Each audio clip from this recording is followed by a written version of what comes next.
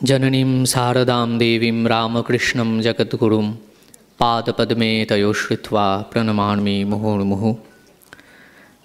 आज स्वामी বিরজানন্দজি, স্বামী বিশুদ্ধানন্দজি, স্বামী শঙ্করানন্দজি এবং স্বামী মাধবানন্দজির পুণ্য স্মৃতিতে এই স্মারক বক্তৃতা আয়োজিত।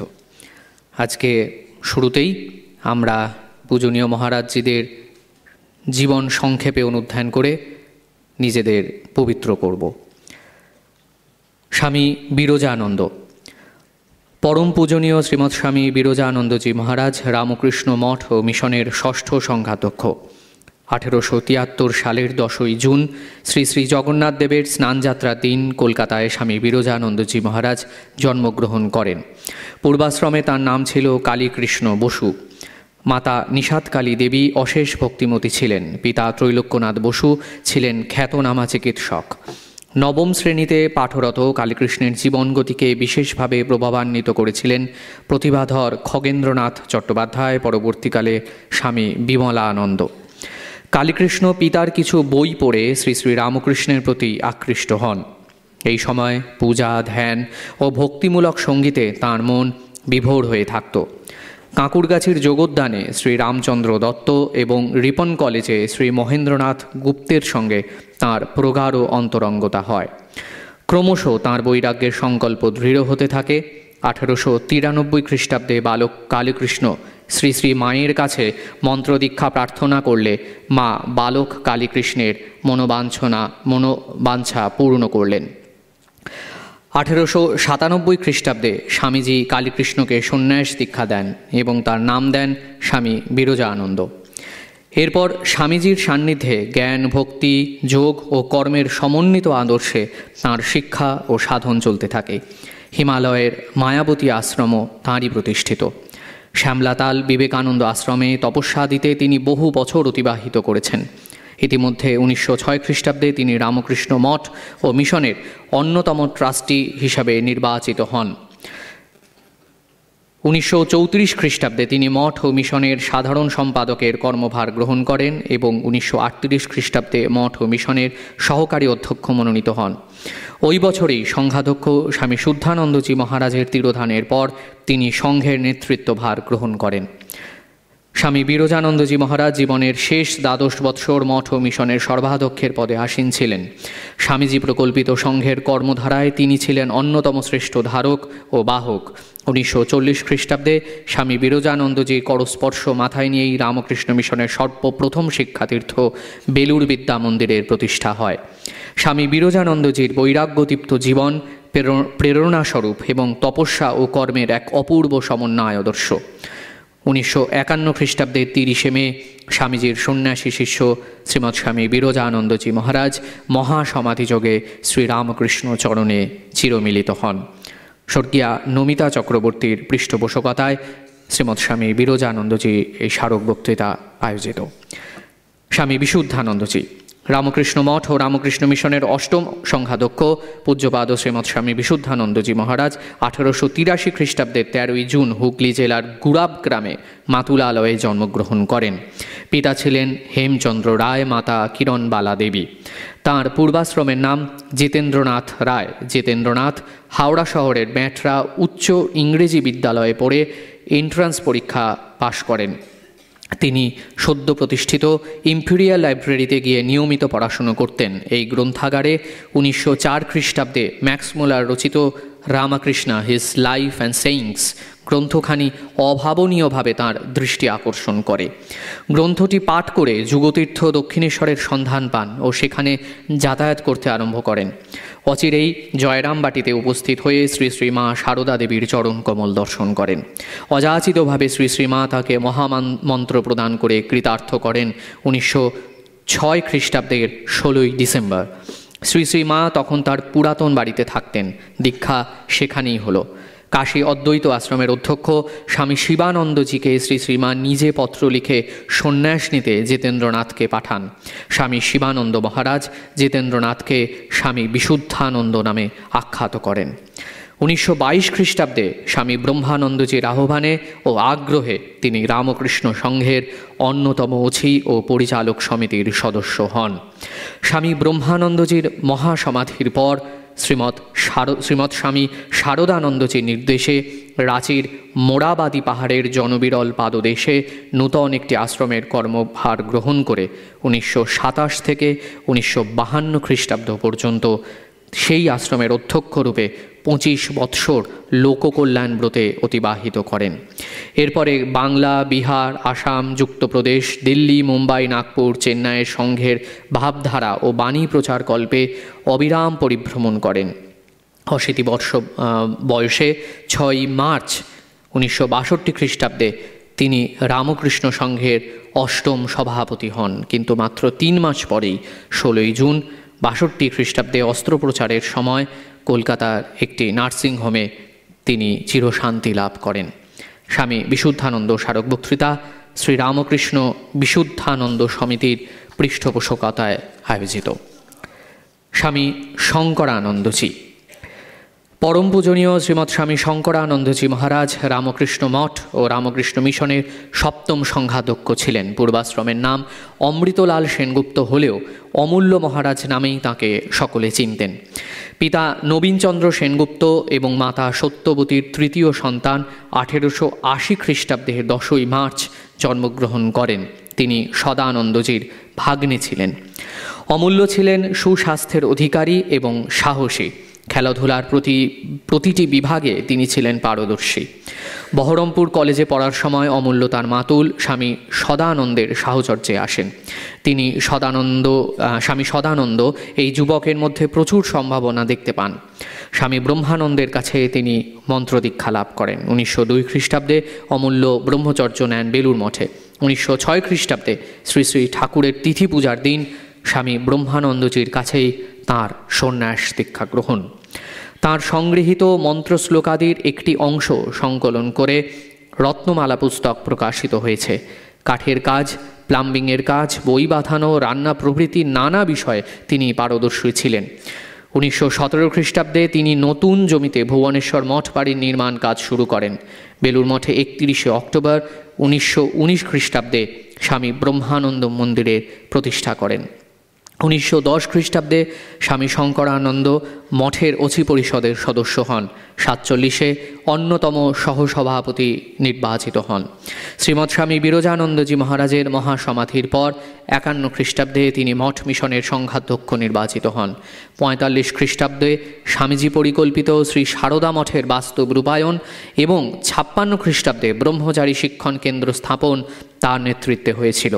এছাড়াও Golpark Ramakrishna mission institute of culture এবং নরেন্দ্রপুর রামকৃষ্ণ মিশনের প্রতিষ্ঠা, কামারপুকুরে শ্রী শ্রী ঠাকুরের মন্দির উদ্বোধন ও মর্মর মূর্তি প্রতিষ্ঠা তিনিই করেছিলেন। শ্রীমৎ স্বামী শঙ্করানন্দজি মহারাজের ছিল সাধু জীবন গঠনের আদর্শ দৃষ্টান্ত। 1962 খ্রিস্টাব্দের 13ই জানুয়ারি পূজনীয় শ্রীমৎ স্বামী শঙ্করানন্দজি মহারাজ মহাসমাধি যোগে শ্রী শ্রী রামকৃষ্ণের চরণপদ্মে চিরমিলিত হন। পূজনীয় শ্রীমৎ স্বামী চেতনানন্দজি মহারাজ এবং স্বর্গীয় অনিল কুমার সাহা ও শ্রীমতী আভা সাহার পৃষ্ঠপোষকতায় স্বামী শঙ্করানন্দ স্মারক বক্তৃতা আয়োজিত। স্বামী মাধবানন্দজি। কলকাতা প্রেসিডেন্সি কলেজের এক মেধাবী ছাত্র নির্মলচন্দ্র বসু সন্ন্যাস নিয়ে পরবর্তীকালে রামকৃষ্ণ মিশনের 9ম সংঘাধ্যক্ষ হন স্বামী মাধবানন্দ। নদিয়া জেলার বাঙাছড়া গ্রামে 1888 খ্রিস্টাব্দের 15ই ডিসেম্বর তার জন্ম। পিতা ছিলেন হরিপ্রসাদ বসু ও মা বিন্দুবাসিনী দেবী। নির্মলচন্দ্র ছিলেন তাঁদের জ্যেষ্ঠ সন্তান। তার এক ভাই ছিলেন বিমল। পরবর্তীকালে তিনিও শ্রীরামকৃষ্ণ সংঘে যোগ দেন এবং তাঁর সন্ন্যাস নাম পূজনীয় শ্রীমৎ স্বামী দয়ানন্দজি। 2 ভাই শ্রী শ্রী মায়ের মন্ত্রশিষ্য ছিলেন। তাঁর সহপাঠী ছিলেন ডক্টর রমেশচন্দ্র মজুমদার ও সতীনাথ মহারাজ।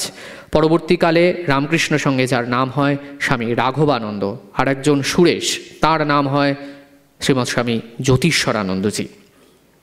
এই যুবকগণ শ্রী শ্রী রামকৃষ্ণ কথামৃত প্রণেতা মহেন্দ্রনাথ গুপ্তের বা মাস্টার মহাশয়ের কাছে যেতেন। 1908 খ্রিস্টাব্দে তিনি প্রথম জয়রামবাটিতে শ্রী শ্রী মায়ের পুণ্য দর্শন লাভ করেন। 1909 খ্রিস্টাব্দে তিনি মায়ের কাছে মন্ত্র দীক্ষা গ্রহণ করেন। শ্রী শ্রী মা তাঁকে দেখে বলেছিলেন, এ যেন হাতির দাঁত সোনা দিয়ে বাঁধানো। 1910 খ্রিস্টাব্দে তিনি বাড়ির সবাইকে বুঝিয়ে বেলুড় মঠে চলে আসেন। 11 খ্রিস্টাব্দে স্বামী বিরজানন্দজির কাছে ব্রহ্মচর্য দীক্ষা পান। 16 খ্রিস্টাব্দে স্বামী ব্রহ্মানন্দজি ভুবনেশ্বর মঠে তাঁকে সন্ন্যাস ব্রতে দীক্ষিত করেন। মঠে যোগদানের পূর্বেই তাঁর শ্রীরামকৃষ্ণের 12 জন পার্শ্বদের দর্শন ও পবিত্র সান্নিধ্য লাভের সৌভাগ্য হয়েছিল। তিনি প্রথমে মায়াবতী অদ্বৈত আশ্রমের কর্মীরূপে মনোনীত হন। পরে 1922 খ্রিস্টাব্দে তিনি রামকৃষ্ণ মঠের অচি পদে নির্বাচিত হন। 1929 খ্রিস্টাব্দে তিনি রামকৃষ্ণ মঠ ও মিশনের সহকারী সাধারণ সম্পাদক নির্বাচিত হন। তিনি সাধারণ সম্পাদক থাকাকালীন স্বামীজির 3টি ও শ্রী শ্রী মায়ের 1টি স্বপ্নের বাস্তব রূপায়ণ করেছিলেন। 1. বেলুড় মঠকে কেন্দ্র করে নানা ধরনের শিক্ষা প্রতিষ্ঠান গড়ে তোলা। 2. কাশীপুর উদ্যানবাটিকে মঠের অন্তর্ভুক্ত করা। 3. শ্রী শ্রী ঠাকুরের জন্মভিটা বেলুড় মঠের অন্তর্ভুক্ত করা। 4. স্বামীজির পরিকল্পনা শ্রী শ্রী মাকে কেন্দ্র করে স্ত্রী মঠ গঠন। তিনি বাংলা, ইংরেজি ও হিন্দি ভাষায় সমান দক্ষ ছিলেন। বহু মূল্যবান প্রবন্ধ রচনা ও বহু পুস্তকের সম্পাদনাও করেছেন। তাঁর ইংরেজিতে শাস্ত্র অনুবাদ বিদগ্ধ মহলে সুপ্রশংসিত। অন্যদিকে তিনি ছিলেন অসাধারণ বাগ্মী কিন্তু নিরহংকারী। শ্রী শ্রীমা তাঁর সম্বন্ধে বলতেন, এরা আমার মাথার মণি, যেন জন্মে জন্মে এমন ছেলে পাই। 6 অক্টোবর 1965 খ্রিস্টাব্দে তিনি রামকৃষ্ণ লোকে যাত্রা করেন। সুদিন রায়চৌধুরীর পৃষ্ঠপোষকতায় স্বামী মাধবানন্দ স্মারক বক্তৃতা আয়োজিত। আজ বাংলায় স্বামী বিরজানন্দজি, স্বামী বিশুদ্ধানন্দজি, স্বামী শঙ্করানন্দজি ও স্বামী মাধবানন্দজি স্মরণে আয়োজিত যে সিম্পোজিয়াম বা আলোচনা চক্র, শ্রী শ্রী মায়ের জীবন ও বাণী, আলোচনা করবেন স্বামী ভক্তিপ্রিয়ানন্দজি মহারাজ, অধ্যক্ষ রামকৃষ্ণ মঠ বরিশা। স্বামী অভয়াদানন্দজি মহারাজ, তিনি আমাদের গোলপাক মিশনেই সেবারত রয়েছেন। এছাড়াও নরেন্দ্রপুর রামকৃষ্ণ আশ্রমের শ্রীমৎ স্বামী হররূপানন্দজি মহারাজ। সভাপতিত্ব করছেন শ্রীমৎ স্বামী সুপর্ণানন্দজি মহারাজ, আমাদের ইনস্টিটিউটের পূজনীয় সম্পাদক। ধন্যবাদ, নমস্কার।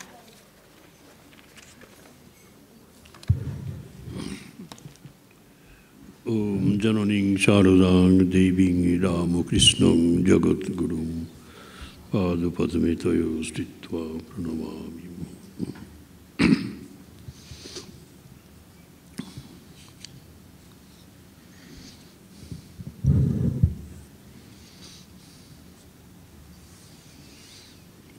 আজকে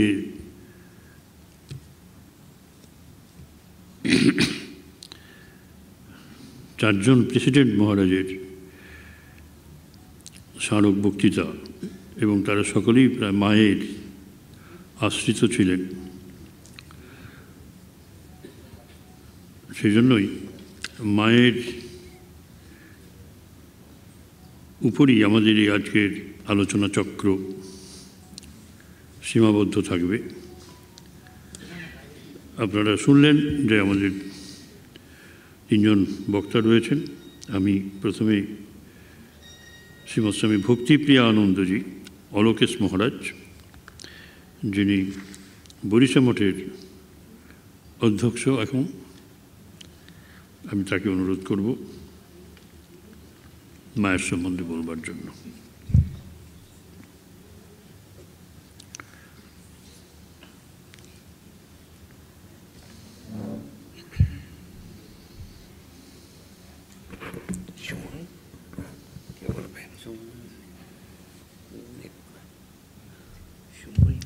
কুড়ি মিনিট।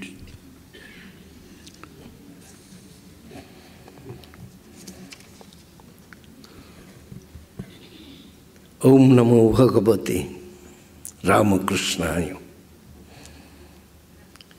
যথাগ্নির্দাহিকা শক্তি রামকৃষ্ণে স্থিতা হিয়া সর্ববিদ্যা স্বরূপাম তাম শারদাম প্রণমাম্যহম।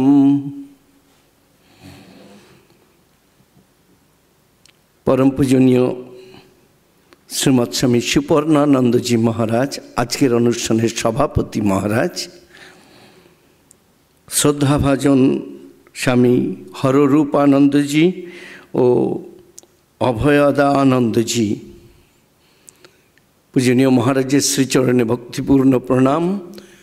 আমার শ্রদ্ধাভাজন মহারাজজিদের আমার আন্তরিক শ্রদ্ধা ও নমস্কার জানাই। আজকে যাদের উদ্দেশ্য করে এই আলোচনা সভা, শ্রীমৎ স্বামী বিরজানন্দজি, স্বামী বিশুদ্ধানন্দজি, শঙ্করানন্দজি ও মাধবানন্দজি, তাদের সকলের শ্রীচরণে ভুলুণ্ঠিত প্রণাম নিবেদন করি। শুধু দর্শক মণ্ডলী, ভক্তমণ্ডলী,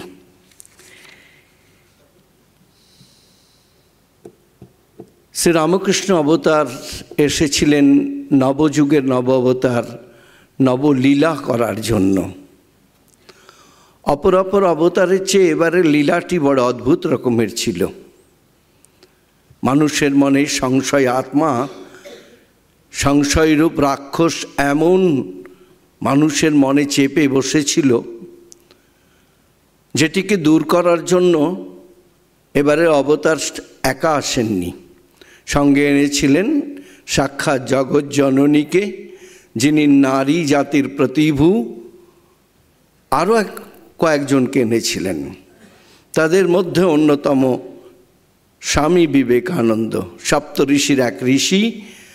আগামী প্রজন্মে যুব সম্প্রদায় তাদেরকে দেশমাতৃকার ভাবে এবং আধ্যাত্মিকতার ভাবে উদ্বুদ্ধ করার জন্য এক অনন্য সাধারণ চরিত্র শ্রীরামকৃষ্ণের কৃপা কটাক্ষে তৈরি হয়েছিল। এছাড়াও শ্রীরামকৃষ্ণ অবতারের লীলা পার্ষদরা যারাই ছিলেন, ত্যাগী এবং গৃহী, এক একটি অনন্য অসাধারণ চরিত্র তিনি তৈরি করে জগতের সামনে এই ভাবটি স্থাপন করেছিলেন, তার কৃপা কটাক্ষে সব কিছুই হতে পারে, জগতের আমূল পরিবর্তন। আমরা সেই জগৎ জননীকে পাই আমরা আমাদের বহু রূপে। বলছিলাম শতরূপে সারদা যে লেখা হয়েছে, সেই মা যেন শতরূপে। তার প্রধান যেমন তিনি মানবী রূপে যেন সাক্ষাৎ জগৎজননী, ভক্তজননী, তেমনি সাক্ষাৎ জগদ্ধাত্রী দেবী তো তিনি সাক্ষাৎ নররূপ ধারণ করেছেন। কাজেই তার মধ্যে সেই দেবীত্বেরও পূর্ণ প্রকট ছিল, পূর্ণ প্রকাশ ছিল। আর সর্বোপরি মা না থাকলে বোধহয় এই সংঘ জননী, সংঘটি তৈরি হতো না। কাজে মায়ের এই জ্ঞানদায়িনী, জ্ঞানদাত্রী, তিনি যেন মানুষের দৃষ্টি খুলে দিলেন। যুগ যুগান্তের যে তপস্যা শাস্ত্রে বর্ণিত আছে, ত্যাগে নৈক অমৃতত্ব মানসু, সেটিকে লাভ করতে গেলে যে ত্যাগ এবং বৈরাগ্যের বিশেষ প্রয়োজন, যা নবযুগের নব অবতার আমাদের সামনে উপস্থাপন করেছেন। অনেকেই যদিও তাকে সমন্বয় অবতার বলেন, মা চিহ্নিত করছেন না, এই যুগের মানুষকে ত্যাগ শেখাতে এসেছিলেন। মা তার নিজের জীবনে একাধারে যেমন ত্যাগ দেখাচ্ছেন, বৈরাগ্য দেখাচ্ছেন, তেমনি মাতৃত্বের অনাবিল ভালোবাসা, সেই যে ভালোবাসার ফলে মানুষ কেনা হয়ে যায়, যা তিনি ঠাকুরের কাছ থেকেই শিখেছিলেন। স্বামীজি যেটাকে বলছেন এলওভি পার্সোনিফাইড, মা ছিলেন যেন তার একটি রূপ মাত্র। আজকে মায়ের যদি উপস্থিতি না থাকতো, মায়ের যদি সেই প্রচ্ছন্ন হাতটি না থাকতো, সংঘ জননী, সংঘ কীভাবে দাঁড়াতো জানি না। মা নিজে মুখেই স্বীকার করছেন যে তিনি যখন বুদ্ধগয়ায় গেছেন, ঠাকুরের শরীর যাওয়ার অব্যবহিত পরে 1893 খ্রিস্টাব্দে মার্চ মাসে, তখনই বৌদ্ধ মঠের ওই অতুল ঐশ্বর্য সব কিছু দেখে এবং নবগঠিত এই সংগঠনের অভাব অনটন, ত্যাগী সন্তানদের অস্থায়ী অবস্থা, অচল অবস্থা দেখে ঠাকুরের কাছে প্রার্থনা করেছিলেন যে তাদের জন্য যেন স্থায়ী একটি সংঘ স্থাপিত হয়। সংঘজননী সত্যিই বিচলিত হয়েছিলেন সেদিন। তিনি ঠাকুরের কাছে প্রার্থনা করলেন, আহা, তোমার কি শুধু এর জন্যই আসা? এলে, লীলা করলে, আবার চলে গেলে, কিন্তু স্থায়ী সংঘ ছাড়া তোমার বাণী সর্বভূতে প্রচার, সর্বভাবে প্রচারের জন্য একটি সংঘের প্রয়োজন। তাই ঠাকুরের শরীর যাওয়ার পরই তিনি বলছেন একদিন বুদ্ধগয়ায় প্রার্থনার এতে, ঠাকুর তুমি এলে, এই কজনকে নিয়ে লীলা করে আনন্দ করে চলে গেলে, আর অমনি সব হয়ে গেল। তাহলে আর এত কষ্ট করে আসার কি দরকার ছিল? কাশী বৃন্দাবনে দেখেছি অনেক সাধু ভিক্ষা করে বেড়ায়, খায়, ঘুরে ঘুরে বেড়ায়। তোমার নাম করে যারা সব বাড়িঘর ছেড়ে আসবে, সেই ছেলেদের যেন এরকম ভবঘুরের মতো ঘুরে ঘুরে বেড়াতে না হয়, তা আমি নিজের চোখে দেখতে পারবো না। তোমার কাছে আমার প্রার্থনা, তোমার নামে যারা বেরুবে তাদের জন্য মোটা ভাত কাপড়ের যেন অভাব না রেখো। ওরা সব যেন তোমাকে আর তোমার ভাব ও উপদেশ নিয়ে একত্রে থাকবে। সংসার তাপদগ্ধ মানুষের প্রাণে তাদের কাছে গিয়ে তাদের কথা শুনিয়ে শান্তি বিরাজ করাবে, শান্তির বার্তা বয়ে নিয়ে বেড়াবে। মায়ের এই আশীর্বাদই তো এই সংঘের প্রতিষ্ঠা। নরেন যখন বিদেশে যাবেন বলে ঠিক করছেন, তখন নানা দিকের নানা বাধা বিপত্তি, কোথাও কোথাও কেউ উৎসাহিত হয়ে তাকে উৎসাহ দিলেও নরেন বা স্বামী বিবেকানন্দ স্থির হতে পারছেন না। হঠাৎ ফ্ল্যাশ করলো, মাকে জিজ্ঞাসা করি। মাকে চিঠি লিখলেন, তখন তার টেলিফোন ছিল না। মাকে চিঠি লিখে অপেক্ষা করছেন মার কাছ থেকে কি উত্তর হয়। মায়ের দুটি দর্শন মাকে নির্দেশিত করেছিল যে নরেনকে বিদেশে যেতে হবে। একবার তিনি কামারপুকুরে দেখছেন, কামারপুকুরের এর হালদার পুকুরের কাছে এর দিক থেকে শ্মশানের দিক থেকে, হঠাৎ ভূতির খালের শ্মশানের দিক থেকে ঠাকুর আসছেন। ঠাকুরের পা থেকে গঙ্গা উচ্চারিত হচ্ছে, আর নরেন্দ্রাদি সব ত্যাগী সন্তানরা সেখানে এসেই হালদার পুকুরে মিলিয়ে গেল। মা একবারে স্থির হয়ে গেলেন, বুঝতে পারছেন না কি এই পথ নির্দেশ ঠাকুর জানাচ্ছেন। আরও একদিনের ঘটনা নীলাম্বরবাবুর বাগান বাড়িতে, সেখানে স্পষ্ট দেখতে পেলেন ঠাকুর আস্তে আস্তে গঙ্গার দিকে গিয়ে গঙ্গার সঙ্গে মিলে গেলেন, এবং পিছনে পিছনে স্বামীজি এবং অন্যান্যরাও ঠাকুরের সঙ্গে চলতে চলতে একাকার হয়ে গেলেন। সেদিনের নির্দেশ বোধহয় মাকে একটুখানি স্থিরমতি করেছিলেন। ঠাকুরের বোধহয় নির্দেশ নরেনকে বিদেশে যেতে হবে। তাই যে মুহূর্তে তিনি খবর পেলেন দাক্ষিণাত্য থেকে স্বামীজি চিঠি লিখেছেন, বিদেশে যাবেন কিনা তার অনুমতি চেয়েছেন, সঙ্গে সঙ্গে তিনি বললেন, যাও বাবা, এটা ঠাকুরের নির্দেশ। আর যদি মায়ের এই নির্দেশ না পেতেন, ঠাকুরের বিশ্ববিজয় কি হতো কে জানে। অলিক আমাদের এই ভাবনা সবটাই তো মায়ের এই আশীর্বাদেই সব কিছু গড়ে উঠেছে। যাই হোক, বিদেশ তো গেলেন, বিদেশ থেকে ফিরেও এলেন বিশ্ববিজয় করে। তার নরেন সঙ্গে আনলেন ওই বিদেশিনীকে। নরেনের মনেই ভাবনা চিন্তা বিরাজ করছে, মা কি গ্রহণ করবেন এই বিদেশিনীকে, মার্গারেট নোবেল নিবেদিতাকে কতভাবে বুঝিয়ে শিখিয়ে পড়িয়ে তার মার কাছে উদ্বোধনে হাজির করছেন। মা তাকে দেখে আদরে খুকি বলে ডেকে বসলেন, এবং অদ্ভুত সবাই দেখে অবাক হলেন।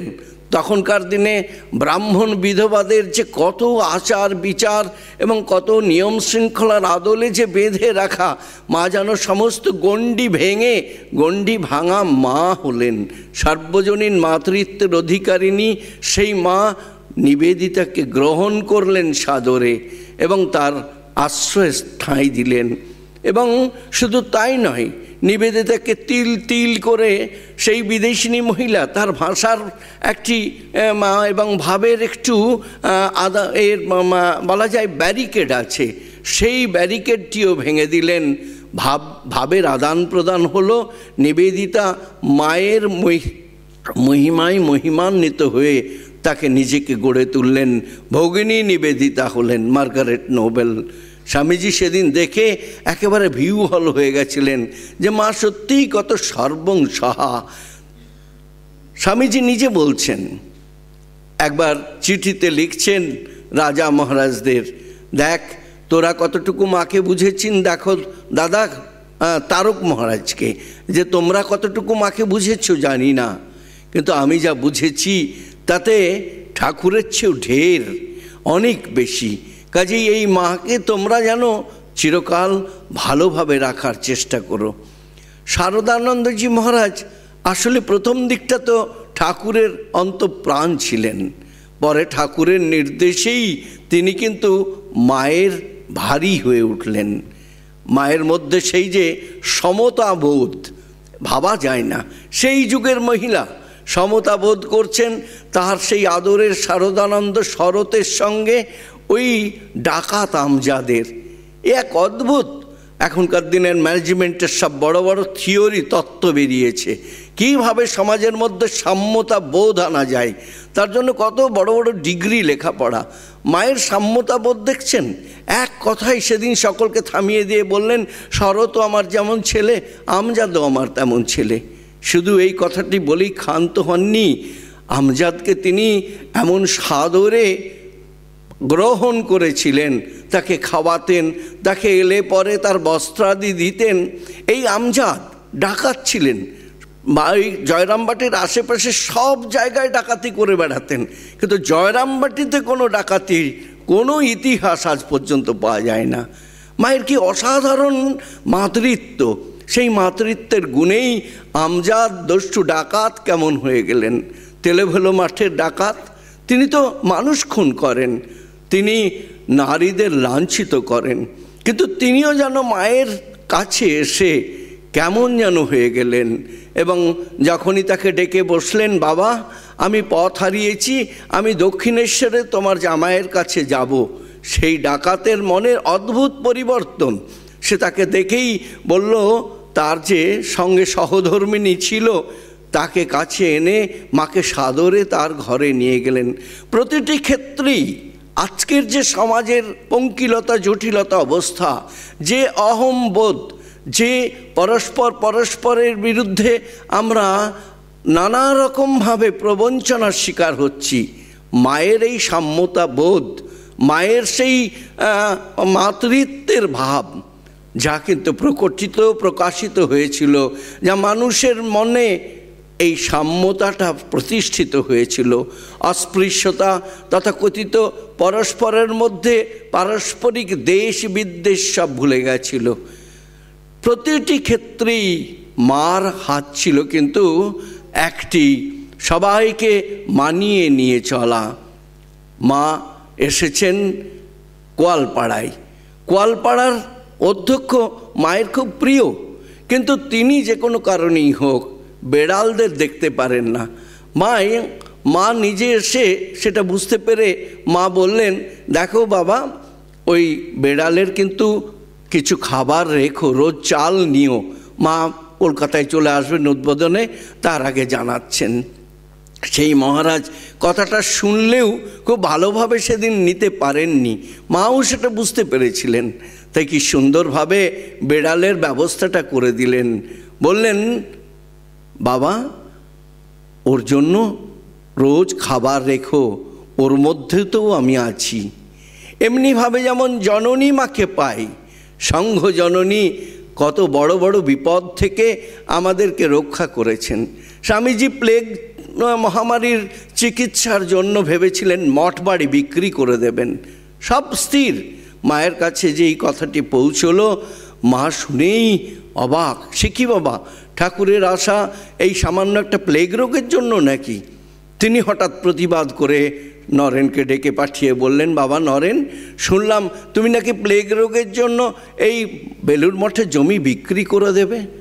স্বামীজি আমতা আমতা করে বলছেন, হ্যাঁ মা, আমি ঠিক করেছি আমার জমিগুলো বিক্রি করে প্লেগ মহামারী থেকে মানুষকে বাঁচাবো। না বাবা, উটি হবে না। ঠাকুরের আশা শুধু প্লেগ মহামারীর জন্য নয়, কালে ভবিষ্যতে এখান থেকে কত কি হবে, এখান থেকেই ঠাকুরের ভাব চারিদিকে ছড়িয়ে পড়বে। তুমি তো ওটা করো না, ওটি করতে পারো না। কি সুন্দর ভদ্রমহিলা, মানে বলা যায় আধুনিকা মহিলার চেয়েও আধুনিকতম। তার হঠাৎ মনে এলো, তিনি বললেন, বাবা উটি তো তুমি বিক্রি করতে পারো না, উটি আমার নামে আছে, তো তুমি কি করে বিক্রি করবে উটি? স্বামীজি অবাক, সবাই অবাক। মায়ের এই প্রত্যুৎপন্ন মতিতা আর তার এই বুদ্ধি, উপস্থিত বুদ্ধি সংঘকে কিন্তু বাঁচিয়ে দিল। স্বামীজি তো সবসময়ই প্রচণ্ড আবেগপ্রবণ ছিলেন।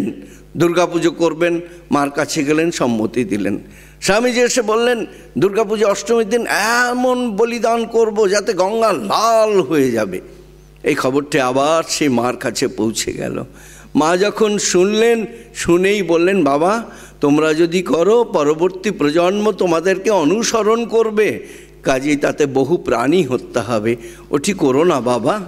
আর মাই ছিল তো শেষ বাক্য। কাজেই যেমন বিদেশে যাওয়ার জন্য মায়ের আদেশই শিরোধার্য ছিল, তেমনি প্রতিটি ক্ষেত্রে মা যতদিন জীবিত ছিলেন, সশরীরে লীলা করেছেন, ততদিন পর্যন্ত মায়ের এই সেবা, মায়ের এই ভাব আদেশটি সবাই শিরোধার্য করে নিয়েছিলেন। সেখান থেকে কিন্তু স্বামী বিবেকানন্দ কখনো বিচ্যুত হননি। এমনি প্রতিটি ক্ষেত্রে আমরা দেখতে পাই মায়ের অবদান এই সংঘ জননী রূপে। তার অবদান প্রতিটি জীবের প্রতি ছিল, সংঘের প্রতিটি ওয়ার্কার মানে যারা কর্মী ছিলেন তাদের প্রতি ছিল।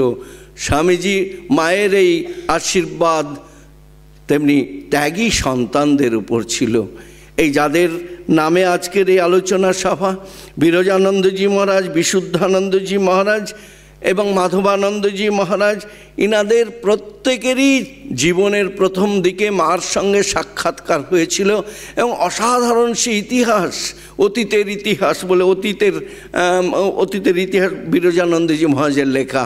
এবং প্রত্যেকের জীবন আলোচনার তারা তাদের যখন মায়ের স্মৃতিকথা লিখছেন, অসাধারণ অনবদ্য প্রতিটি ক্ষেত্রেই দেখা যায় মায়ের কি অপার করুণা, কিভাবে মা সংঘরূপী এই শ্রীরামকৃষ্ণকে যেমন রক্ষা করছেন, সংঘের প্রতিটি সদস্যই ত্যাগী সন্তানদের তিনি সমানভাবে রক্ষা করছেন। শুধু ত্যাগী সন্তান নয়, ওই গৃহস্থদেরও প্রত্যেককেই সমানভাবে তিনি একটা আচ্ছাদন দিয়ে, আঁচল দিয়ে ঢেকে রেখেছেন। এই তো আমাদের সার্বজনীন মাতৃত্ব, সর্বগ্রাসী মাতৃত্ব। যে সর্বগ্রাসী মাতৃত্বের ফলেই ভক্ত জননী তিনি একাধারে মানবী, তিনি সংঘ জননী এবং একইভাবে তাকে বলা যায় দেবী। তার দেবী সত্তার কথা ঠাকুর নিজেই স্বীকার করে গেছেন। অপরাপর অনেকেই সে ব্যাপারে প্রত্যক্ষ প্রমাণ লাভ করেছেন। আজকে আমরা সেই মায়ের অনুধ্যানে নিজেদের ব্যাপৃত রেখেছি। আমার সময় প্রায় শেষ, কাজে আমি আর দীর্ঘায়িত করছি না।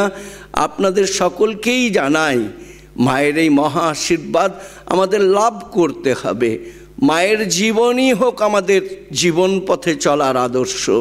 কিভাবে সংসারের সমস্ত ঝামেলাকে উপেক্ষা করে, সহ্য করে মা নিজের সংসারে শান্তি বিরাজ করেছেন, আমাদেরকে সেই শিক্ষায় দিয়ে গেছেন। সেই শিক্ষার আদলেই শিক্ষিত হয়ে এ যুগের নারী, এ যুগের মায়েরা সংসারে শান্তি বিরাজ করবে। মায়ের শ্রীচরণে সেই প্রার্থনা রাখি, মা তুমি যুগে যুগে আমাদের মনে সেই শান্তির শক্তি দায়িনী হয়ে ওঠো।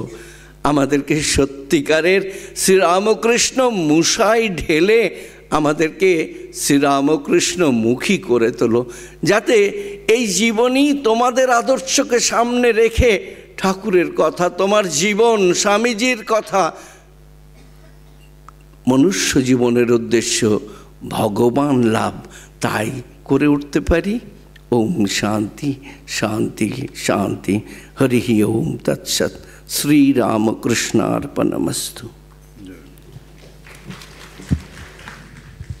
আমরা অপূর্ব একটি ভাষণ শুনলাম। উনি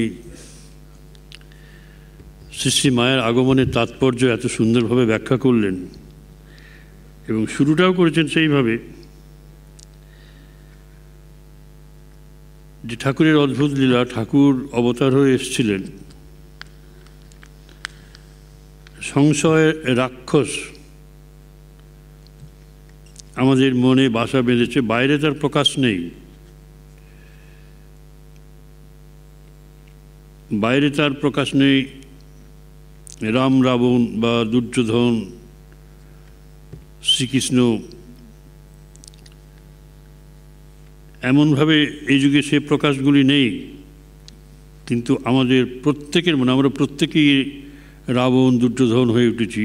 আমাদের ভেতরে সেই সংশয় রাক্ষস, তাকে বধ করার জন্য তার আগমন। বোধহয় উনি একটু ইঙ্গিত দিয়েছেন যে ঠাকুরের একার পক্ষে সে কাজ করা সম্ভব ছিল না।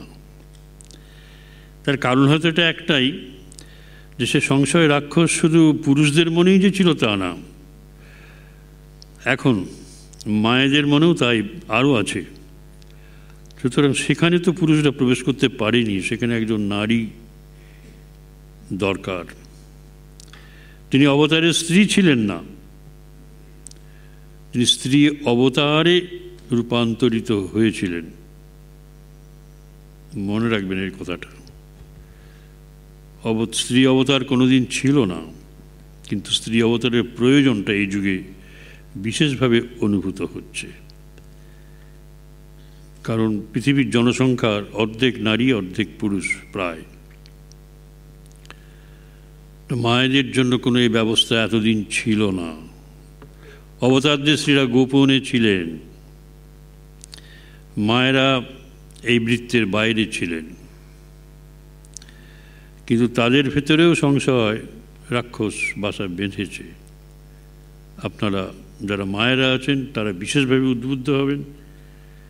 আমরা তার এই 20 মিনিটের বক্তৃতার মধ্যে আমার মনে হচ্ছে যেন বিন্দুতে 20 মিনিটের মধ্যে অনন্তকালের সিন্ধুকে প্রত্যক্ষ করলাম। জয় মা। আমি এরপর স্বামী হররূপানন্দ অভিজিৎ মহারাজকে একটু অনুরোধ করব মায়ের সম্বন্ধে। ও অনেকদিন মায়ের বাড়িতেই ছিল, ওর মায়ের বাড়িতে আগমনটাও খুব অদ্ভুত। আমরা একটু ইনভলভ ছিলাম। সে রামকৃষ্ণ মিশনে জয়েন করার জন্য আসেনি ত্রিপুরা থেকে, সে যাবে অন্য একটা জায়গাতে। এয়ারপোর্টে ও বসেছিল, আমাদেরই নরেন্দ্রপুরের এক স্বামীজি, সেও একজনকে আনতে গেছিল। তারপর ওকে এখানে যে রিসিভ করবে সে আসেনি, তার মধ্যে সে মহারাজ ওকে নিয়ে বাগবাজারে বন্দি করে দিয়ে এলো। সে ছোট্ট ছেলে তখন, ও আজকে খুব কম্পিউটার স্পেশালিস্ট হয়েছে, বিভিন্ন জায়গায় ঘুরে বেড়ায়। নরেন্দ্রপুরে এখন আছে। আমি এর নাম যে হররূপানন্দ জানতাম না। তা সেই অভিজিৎ বলো।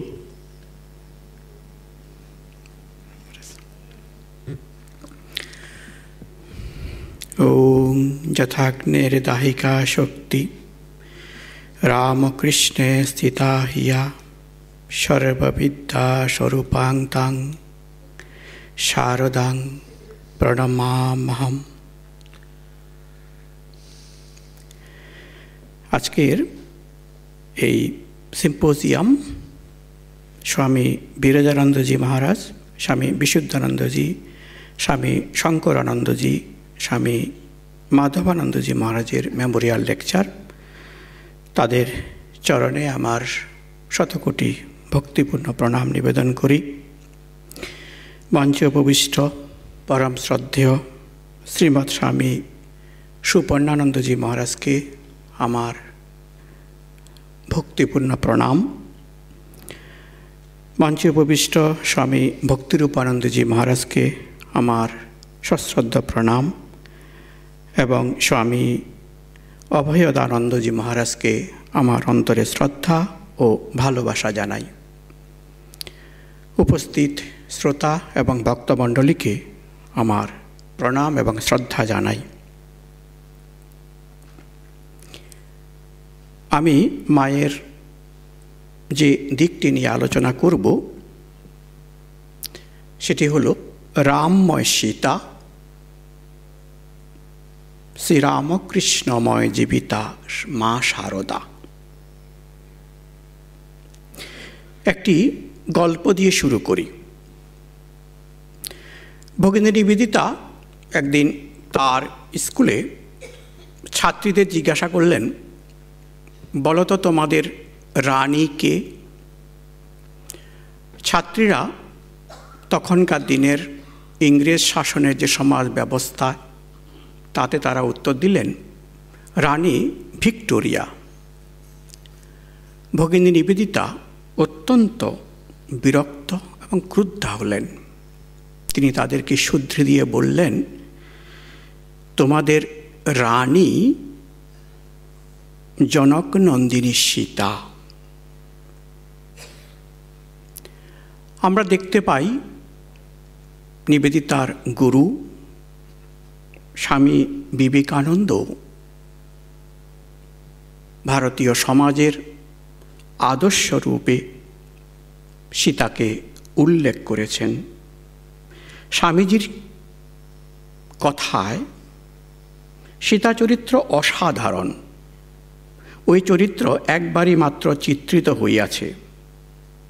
মহামহিময়ী সীতা স্বয়ং শুদ্ধা হইতে শুদ্ধতরা, সহিষ্ণুতার চূড়ান্ত আদর্শ সীতা চিরকালই এইরূপ পূজা পাইবেন। যিনি বিন্দুমাত্র বিরক্তি প্রদর্শন না করিয়া সেই মহাদুঃখ জীবন যাপন করিয়াছিলেন, সেই নিত্য সাধ্বী নিত্য বিশুদ্ধ স্বভাবা আদর্শ পত্নী সীতা, সেই নরলোকের এমনকি দেবলোকের পর্যন্ত আদর্শভূতা মহনীয় চরিত্রা সীতা চিরদিনই আমাদের জাতীয় দেবতা রূপে বর্তমান থাকিবেন। ঠাকুরের জীবনের অনুরাগী ভক্ত হিসাবে আমরা যারা শ্রীরামকৃষ্ণ কথামৃত অনুধ্যান করি, পড়ি, সেখানে আমরা পাই ঠাকুরের অপূর্ব সীতাভাবের দর্শন। আমি সীতামূর্তি দর্শন করেছিলাম ঠাকুরের কথায়। দেখলাম সব মনটা রামেতে রয়েছে। হাত পা বসনভূষণ কিছুতেই দৃষ্টি নেই, যেন জীবনটা রামময়। রাম না থাকলে, রামকে না পেলে প্রাণ বাঁচে না। আবার অন্যত্র কথামৃতে ঠাকুর বলছেন, রাম লক্ষ্মণ সীতা বনবাসে চলছেন, ছোট রাস্তা, সংকীর্ণ পথ। রাম চলছেন সামনে, সীতা মাঝখানে, লক্ষ্মণ তার পিছনে। লক্ষ্মণের খুব ইচ্ছা তার প্রাণপ্রিয় রামকে দেখবেন।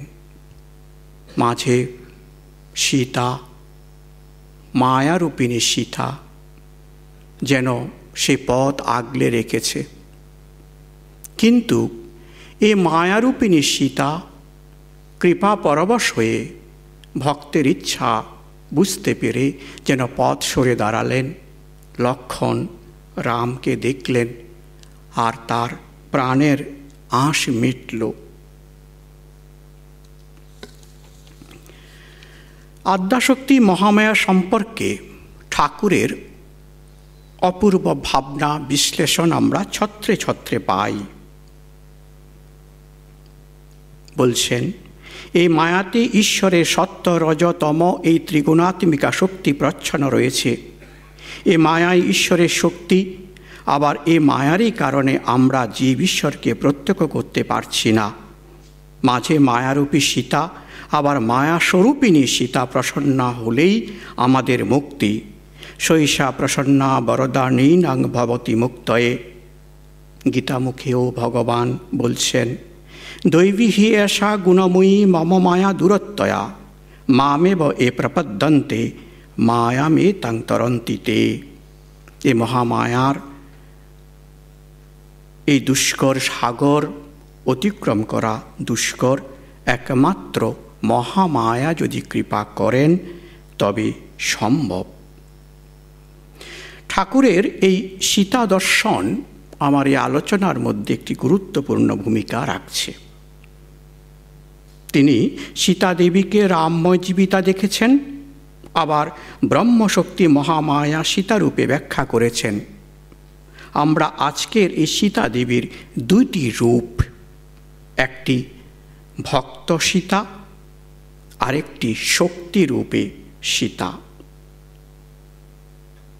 একই রকম একইভাবে যেন পুনঃ চিত্রিত হয়েছে এই অবতার লীলাতে। শ্রী শ্রী মায়ের চরিত্রটিও যেন একেবারেই পুনঃ চিত্রিত হয়েছে এবং আমরা এই শ্রী মায়ের ভক্ত মা এবং মহামায়া শক্তিরূপে অনুধ্যান করব। আমরা প্রথমেই সিস্টার এবং স্বামীজির সীতা আদর্শের জাতীয় আদর্শরূপে গুরুত্ব আরোপের কথা জানলাম। বর্তমান লীলাতে, বর্তমান অবতারে সেই দিকটা আমরা অনুধ্যান করার চেষ্টা করি। একটু রামায়ণের প্রসঙ্গে আসি। রামায়ণ, রামের পথ বা রাম যে পথে চলছেন, যদি খুব সহজভাবে যদি আমরা ব্যাখ্যা করার চেষ্টা করি, কোনোভাবেই আমরা রাম ব্যতীত সীতাকে কল্পনা করতে পারি না, আবার সীতা ব্যতীত রামকে কোনোভাবেই কল্পনা করতে পারি না। ঈশ্বর থেকে তার শক্তিকে পৃথক করা যায় না, যেভাবে আগুন থেকে তার দহন শক্তিকে। রাম ও সীতাকে আমরা কখনো পৃথক হতে দেখিনি।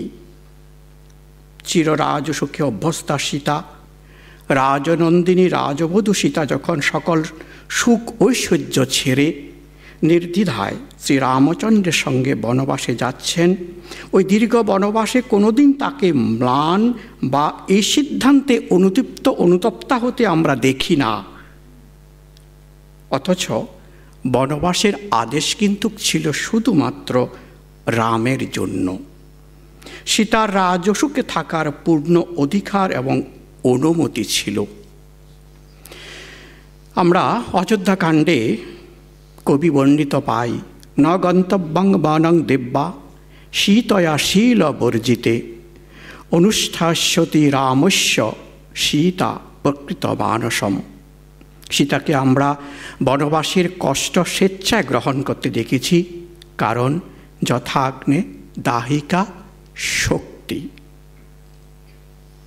এ প্রসঙ্গে মায়ের জীবন আমরা বিশ্লেষণ করতে পারি একটি ঘটনা দিয়ে। উদ্বোধনে এসেছেন, উদ্বোধনের ঘরে যখন শরৎ মহারাজ তাকে আলাদা করে থাকার ব্যবস্থা করেছেন, তিনি খুব একটা সন্তুষ্ট হলেন না। তিনি বললেন, ঠাকুরকে ছেড়ে আমার থাকা চলে না, থাকা উচিত নয়। সেই রামময় জীবিতা সীতার ভাবেরই অনুরণন যেন। শ্রী শ্রী ঠাকুর কিন্তু তখনও পার্থিব শরীরে নেই, কিন্তু শ্রী মায়ের কাছে তার কেবল এই ঘর থেকে ওই ঘরে যাওয়া।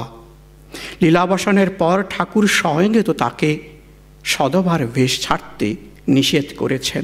একাধিকবার সে দর্শনের কথা আমরা জানি। লোক সমাজ লোকচক্ষুর অন্তরালে থাকলেন চির সীমন্তিনী শারদা, আর জনজীবন দেখল শ্রীরামকৃষ্ণময় জীবিতা শারদাকে। যেমন অপহৃত সীতা অশোকবনের সাধিকার ন্যায় গরিব বস্ত্র পরিহিতা, স্মরণে মননে রামময়, এও যেন তেমনি শ্রীরামকৃষ্ণ অন্তর্ধানে সাধিকা শ্রীমা শারদা অবতারের দায় যেন বহন করে চলেছেন। তাকে বলতে শোনা যাচ্ছে, যেই ঠাকুর সেই আমি, অথবা আমরা কি আলাদা? যথাগ্নে দাহিকা শক্তি রামকৃষ্ণে স্থিতা হিয়া।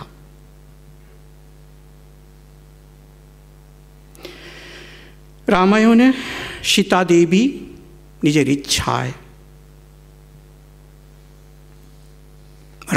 রামকে অবলম্বন করে রাজবেশ পরিত্যাগ করে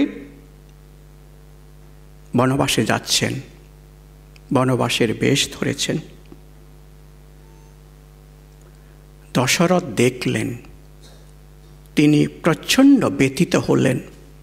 যতখানি না তিনি ব্যথিত তার পুত্রকে বনবাসে যেতে হচ্ছে বলে, তার চেয়ে অনেক বেশি তিনি ব্যথিত হলেন, ক্রন্দন করছেন। তিনি বললেন, আদেশ দিলেন, শাসুজাতা সুজাতানি বৈদেহী প্রস্থিত বনম ভূয়সা মাস গাত্রাণি তৈর বিচিত্রে বিভূষণই। আবরণে ভূষিত হয়েই সীতাদেবী প্রস্থান করলেন।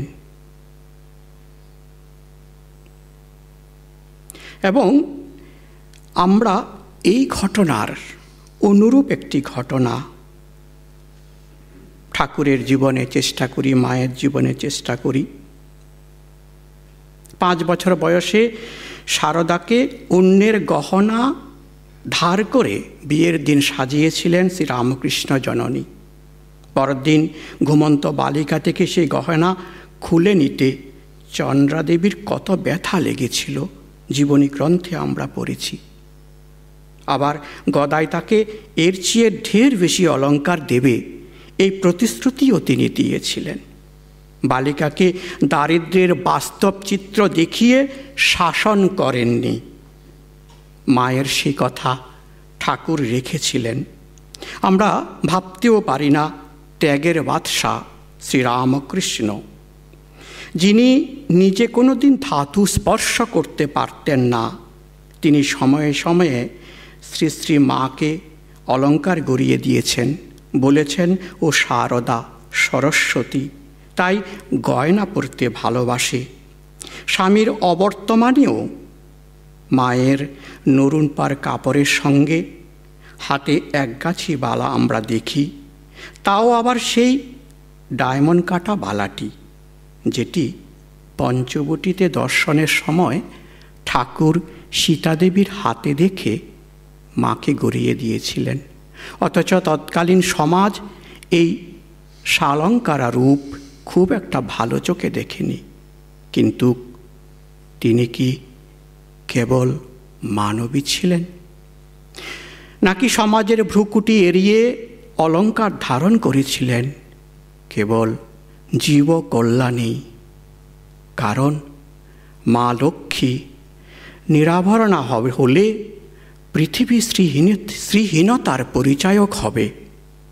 তাই কি জগৎ পালনার্থে দেবী অঙ্গে সামান্য সোনার ছোঁয়া কি তার মানবত্ব বা দেবীত্ব? বিচার কোনোটি আমাদের এই ক্ষুদ্র বিচারের মধ্যে আনতে পারি না। আবার আমরা সীতায় ফিরছি। অসূর্য স্পর্শা সীতা, রাসপ্রাসাদে যত্নে চিরলালিতা সীতা বনবাসকালে সর্বসমক্ষে এলেন। কি জানি সীতাহরণে লীলা করতে গিয়ে হয়তোবা লঙ্কায় নিজের শুভ পদার্পণ ঘটালেন, তমগুণী অসুরত্ব নাশ করতে। অশোকবনের নীরব প্রার্থনারত থেকে হয়তোবা অসুর কুলের রামচন্দ্রের হাতের মুক্তি ঘটালেন। দক্ষিণেশ্বরে থাকাকালীন শ্রীমা প্রসঙ্গে সেখানকার খাজাঞ্চি বলেছিলেন, তিনি এখানে আছেন বটে শুনতে পাই, কিন্তু কখনো দেখিনি। আবার বিভিন্ন ভক্তদের স্মৃতিচারণায় আমরা পাই, শ্রী শ্রী মাতা ঠাকুরানীকে দর্শন ও প্রণাম করতে গিয়াছি সত্য, কিন্তু সর্বাঙ্গ বস্ত্রাবৃত দেবীর পদাঙ্গুলের অগ্রভাগের নখমণি ভিন্ন অপর কিছু দর্শন লাভ ভাগ্যে ঘটে নাই। সাধারণ মানবীর পক্ষে এত সংবরণ, এত সংরক্ষণ, এত সংনিয়ন্ত্রণ সম্ভব? অথচ তাকেই আবার বিদেশিনী নিবেদিতা ও শ্রীমতী বুলের অনুরোধে বিদেশি ফটোগ্রাফারের সামনে ফটো তুলতে দেখি আমরা। ভক্তের আকুল আহ্বানেই কি তার এই স্বয়ং প্রকাশ?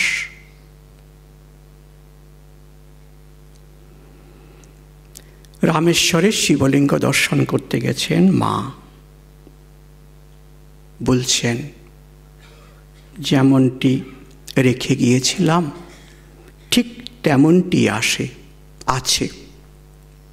এ প্রসঙ্গে জিজ্ঞাসিত হয়ে মায়ের স্থির সমাধিস্থ উত্তর, আমি এই সীতা।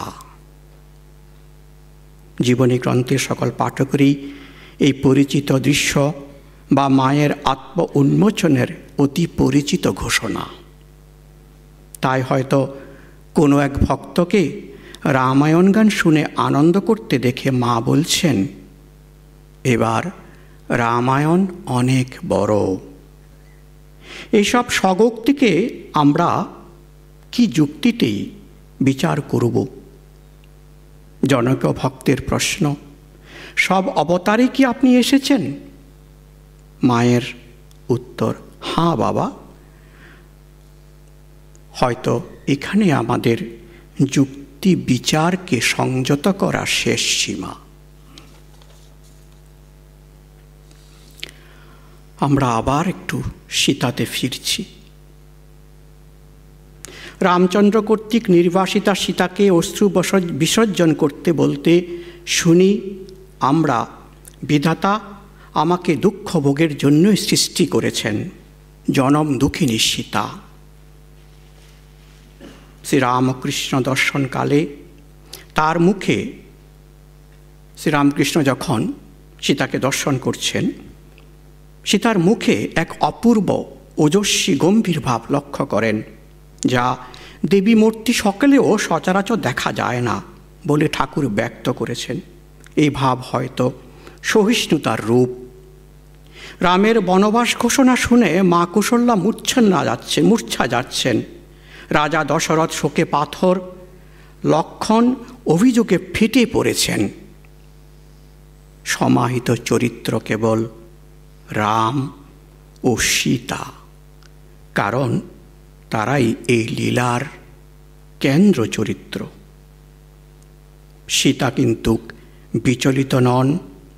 স্বামীর এই হঠাৎ নির্বাসন সংবাদে দ্রুত নিজ কর্তব্য নির্ণয় করছেন তিনি। ঠিক যেমন দক্ষিণেশ্বরে সাধনরত শ্রীরামকৃষ্ণ কামারপুকুর জয়রামবাটির পাড়াগায়ে রটে গেছে শ্যামাসুন্দরীর জামাই পাগল। পরিবারের সকলে শারদার ভাগ্য নিয়ে শঙ্কিত, অস্থির। শারদা কিন্তু অবিচল, দ্রুত নির্ধারণ করছেন তার কর্তব্য। জয়রামবাটি থেকে দক্ষিণেশ্বরে তার পদব্রজে আগমন। এই দীর্ঘ পথ চলায় অনভ্যস্ত বালিকা শারদা কিন্তু সকল ক্লেশ সহ্য করে স্বামীর সকাশে এসেছেন, কারণ সকল অবস্থাতেই স্বামীর পাশে থাকাই সহধর্মিণীর কর্তব্য। সেই এক কারণেই রামচন্দ্রের প্রবল আপত্তি সত্ত্বেও অনভ্যস্ত দীর্ঘ বনপথে নগ্নপদে পাড়ি দিলেন সীতা। সেই প্রেম, দুঃখ, করুণা মিশ্রিত গাম্ভীর্যই ঠাকুর সীতা মূর্তিতে দর্শন করেছেন। আমরা দর্শন করেছি রামকৃষ্ণগত প্রাণা, রামকৃষ্ণ ভাব অন্তরস্থিতা মায়ের মুখে। অভিযোগে অনভ্যস্ত সীতাকে রামায়ণের শেষ পর্যায়ে নির্বাসনকালে লক্ষণের সামনে একবার আমরা ভেঙে পড়তে দেখলাম, আবার ওই শেষ। ঠাকুরের লীলা সংবরণের পর একটিবার মাত্র মাকে কাঁদতে দেখা গেল, পর মুহূর্তেই পুনরায় স্বস্বরূপে সমাহিত। নিজের পবিত্রতার স্বরূপ বারবার অগ্নি পরীক্ষা দিয়েছেন আমাদের সীতা। আগুনের সেই প্রচণ্ড তাপ সহ্য করা নিশ্চয়ই কোনো মানুষের পক্ষে সম্ভব নয়। তপস্যা বলে, সাধন বলে বা স্বরূপত অন্য জগতের বলেই সম্ভব। আর তা যেন প্রমাণ করতেই এই যুগে শ্রী শ্রী মায়ের পঞ্চতপা রচনা, মানব কল্যাণে তাদের এই সাধনা। সাধারণ মানুষের ত্রিতাপ জ্বালা দূর করতে, পাপের ক্ষয় করতে আমাদের জন্য তাদের এই অগ্নি পরীক্ষা। নিজ সন্তানকে অমরত্ব দিতে তাদের নিত্য প্রয়াস, দায় গ্রহণ। ভাবাবিষ্ট ঠাকুর বলছেন, দেখো কলকাতার লোকগুলো যেন অন্ধকারে পোকার মতো কিলবিল করছে, তুমি তাদের দেখো। তিনি বলছেন, শুধু কি আমারই দায়, তোমারও দায়। এ আর কি করেছে, তোমাকে এর চেয়ে ঢের বেশি করতে হবে। আমরাই সে কলকাতার লোক, পোকার মতো যারা কিলবিলে করছি, যাদের জন্য গঙ্গামুখী হয়ে আজও মা তপস্যা করছেন। তাই তিনি বলছেন, আমি রয়েছি, আমি মা থাকতে ভয় কি। এখন শুধু এই কথা আমাদের মনে রাখতে হবে, অনুভব করতে হবে। কবির বর্ণনায় ওই রামকৃষ্ণ সহধর্মিণী, দেখেছি তুমি শুধু আকাশ নও, তুমি ধৈরিত্রীও, শ্রীরামচন্দ্রের সীতা, পাবক পরিশুদ্ধা জনক নন্দিনী বৈদেহী, সমাধিস্থ হয়েও আছেন আমাদের অন্তরে পাতালের স্তব্ধ লোকে। সীতার এই সর্বংসহা রূপকে জীবনের স্তব্ধ লোক থেকে বাস্তবায়িত করেছিলেন রামকৃষ্ণময় জীবিতা শ্রীমা শারদা। রাজবধূ হিসাবে শ্রীরামচন্দ্রের ধর্মপত্নী হিসাবে কোনো অধিকারবোধ, চাহিদা নিয়ে সীতাকে কখনো আমরা রামচন্দ্রের মুখোমুখি হতে দেখিনি। তার সেবায় প্রাণপাত করে, তার সর্বসিদ্ধান্তে নিজের অহংশূন্য সমত পোষণ করে জনম দুঃখিনী সীতা কিন্তু ইতিহাসের পাতায় থেকে গেছেন। বরং তার এই ঐশী সহিষ্ণুতা তাকে কখনো কখনো মর্যাদা পুরুষোত্তম রামচন্দ্রের থেকেও অধিক মর্যাদাশালিনী করে ইতিহাসের পাতায় অমর করে রেখেছেন। মায়েরও এমনই এক অভিমান শূন্য মর্যাদাবোধের পরিচয় ফুটে ওঠে নিবেদিতার লেখার আমরা ধার করব। তার কথাবার্তায় এমন একটি শব্দ কদাপি থাকে না যাহাতে আমি তাহার অমুক এই বলিয়া কোনো আত্ম অধিকার প্রকাশ পায়। মনে হয় পূর্বের ন্যায় পত্নীর নিষ্ঠাটুকু ব্যতীত পত্নী ভাব তাহার মধ্য হইতে বহুকাল আগেই চলিয়া গিয়াছে। সেখানে আছে শুধুমাত্র আমি শিষ্যা এই ভাব। রামচন্দ্রের সন্তান ইক্ষ্বাকু বংশের বংশধরকে গর্ভে ধারণ করে রাজমাতা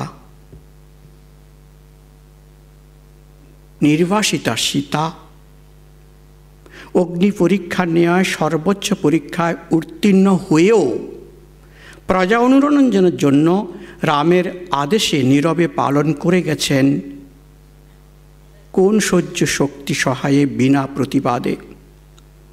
সে সহিষ্ণুতার শক্তি স্বামীজি আমাদের জন্য চেয়েছেন। সেই নীরবে জনকল্যাণ হেতু সীতার সর্বস্ব ত্যাগময়ী মূর্তিকে স্বামীজি আমাদের আদর্শ করে গেছেন।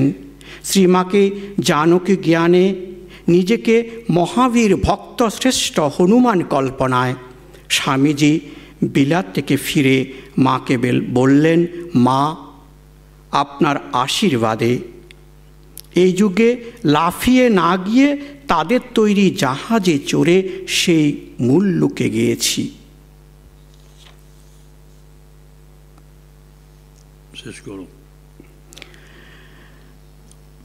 আমরা শ্রীরামকৃষ্ণের অদর্শনের পর দীর্ঘ 8 মাস শ্রীমা কীভাবে কাটিয়েছিলেন সেই দারিদ্রতা, ক্লেশ, স্বজনহারা, একাকিত্ব আজ ভক্তবুলকে বিচলিত করে। কিন্তু মা কিন্তু অবিচল ছিলেন। দক্ষিণেশ্বরের নহবতে, কোলাহলে, তেমনি জয়রামবাটিতে মামাদের সংসারের ঝোলা ঠেলে পাগলি মামিকে সামনে রাধু মাকুকে সহ্য করে, আবার তেমনি উদ্বোধনে মায়ের বাটিতে শরৎ মহারাজের যত্নে ভক্তদের পূজা গ্রহণ করে একই রকম অবিচলিত, সমাহিত, সমাধিস্থ, অভিযোগহীন তার এই সর্বংসহা রূপ, সীতার সহিষ্ণুতা যেন শ্রী মায়ের হৃদয়গর্ভে সমাধিস্থা। আমি শেষ করব আমাদের ত্রিকালজ্ঞ স্বামীজির ভবিষ্যৎবাণী। আমাদের সব পুরাণ নষ্ট হইয়া যাইতে পারে, এমনকি আমাদের বেদ পর্যন্ত লোপ পাইতে পারে, আমাদের সংস্কৃত ভাষা পর্যন্ত চিরদিনের জন্য কালস্রোতে বিলুপ্ত হইতে পারে, কিন্তু অবহিত হইয়া শ্রবণ করো, যতদিন ভারতে অতি অমার্জিত গ্রাম্য ভাষাভাষী 5 জন হিন্দুও থাকিবে, ততদিন সীতার উপাখ্যান থাকিবে। সীতা আমাদের জাতির মজ্জায় মিশিয়া গিয়াছেন। প্রত্যেক হিন্দু নরনারীর শোনিতে সীতা বিরাজমান। এই কথার সত্যতা রক্ষা করতেই হয়তো বিষ্ণুপুরী রেল স্টেশনে এক দেহাতি কুলি শ্রীমাকে জানকী রূপে চিনে ফেললেন তার স্বস্বরূপে। এখন এই নারী উন্নয়নের যুগে, আধুনিকরণের যুগে, অধিকারের দাবিতে সরব প্রতিবাদের যুগে, প্রযুক্তিকরণের যুগে, অতি ব্যস্ততার যুগে প্রশ্ন একটাই। সিস্টার নিবেদিতার লেখনীতে আমরা শেষ করব আজকে আমার এই আলোচনা। তিনি কি একটি পুরাতন আদর্শের শেষ প্রতিনিধি, অথবা কোনো নতুন আদর্শের অগ্রদূত? কীরূপে ব্যক্ত করব আমরা সীতা সমন্বয়কারিণী শ্রীরামকৃষ্ণময় জীবিতা শ্রীমা শারদাকে?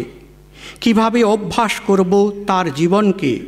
নাকি কেবল গবেষণা ও আলোচনা স্তরে রয়ে যাবে তার জীবন আদর্শ? তা আমাদেরকে নির্ধারণ করতে হবে। ওম শান্তি শান্তি শান্তি হরি ওম তৎসৎ। শ্রীরামকৃষ্ণার্পণমস্তু।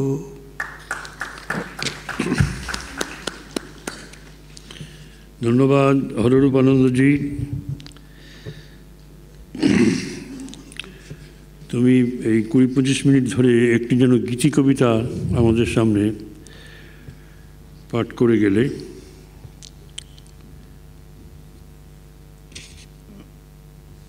পুরাণের সীতা উজ্জ্বলতর হয়ে উঠেছেন শ্রী শ্রী মায়ের মধ্যে, এবং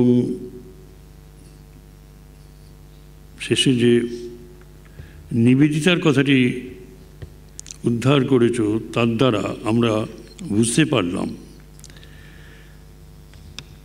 যে মা শুধু প্রাচীন যুগের আদর্শ নন, নতুন আদর্শ স্থাপনের জন্য বর্তমানের অগ্রদূতী। শুধু সীতাদেবীর অনুসরণ নন, সেটা তার অজান্তেই হয়েছে, তা সত্ত্বেও তিনি আমাদের যুগে সেই সীতার আদর্শকে কোন কোন ক্ষেত্রে নতুন করে প্রতিষ্ঠিত করতে হবে, প্রতিষ্ঠিত করতে হবে, তারও দিগদর্শন তার জীবন থেকে পাই। সীতার জীবন বনবাসে কেটেছে, মায়ের জীবন কেটেছে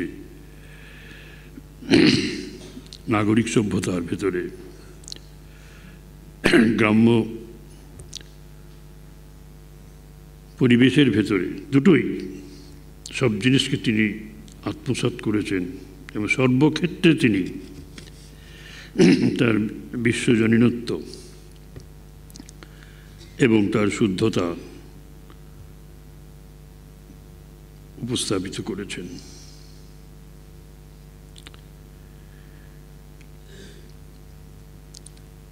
এবং রামের যা দুঃখ কষ্ট সীতাকে সহ্য করতে হয়েছিল, এই যুগে